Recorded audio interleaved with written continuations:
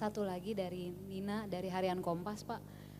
Pertama terkait rencana Bapak mau berkantor di Papua untuk kunker lagi ke Papua dan melihat kondisi rencananya seperti apa, apakah sudah cukup kondusif kondisinya saat ini. Dan yang paling penting juga mengenai penyanderaan pilot dari Susi Air, Pak.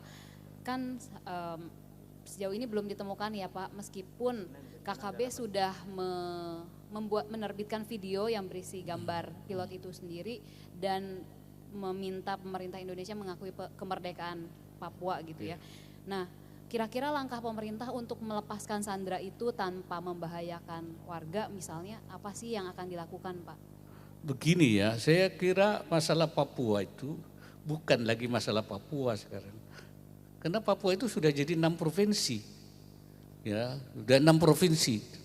Di provinsi yang lain tidak ada masalah, cuma ada satu provinsi itu pegunungan. Bahkan di daerah lain minta nambah provinsi. Di Papua Barat minta satu tambah provinsi, di Papua Indo minta tambah provinsi. Artinya mereka sebenarnya enggak ada masalah. Jadi kalau ada kelompok mengatasnamakan Papua itu sudah tidak relevan lagi ya, tidak. Jadi sekarang konteksnya pada Papua pegunungan, ini yang masalah. Oleh karena itu kita ingin, pendekatan kita kan pembangunan kesejahteraan. Pembangunan kesejahteraan ini tidak bisa berjalan dengan baik kalau keamanan tidak bisa kondusif. Di 5 provinsi kondusif, di 1 provinsi akan kita buat kondusif. Ya, nanti keamanan akan kita buat bagaimana perlindungan kepada masyarakat dan kepada proyek-proyek yang kita jadikan untuk lakukan pembangunan itu akan kita perketat supaya nanti petugas-petugas keamanan kita ada Kapolda, ada ya kemudian Pangdam, ada Danrem itu.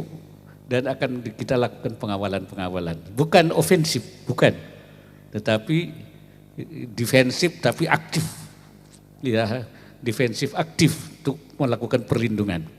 Dan kalau mereka yang melakukan perusakan, nah kita buru, kita kejar dia melakukan pembunuhan dalam rangka penegakan hukum. Saya kira itu.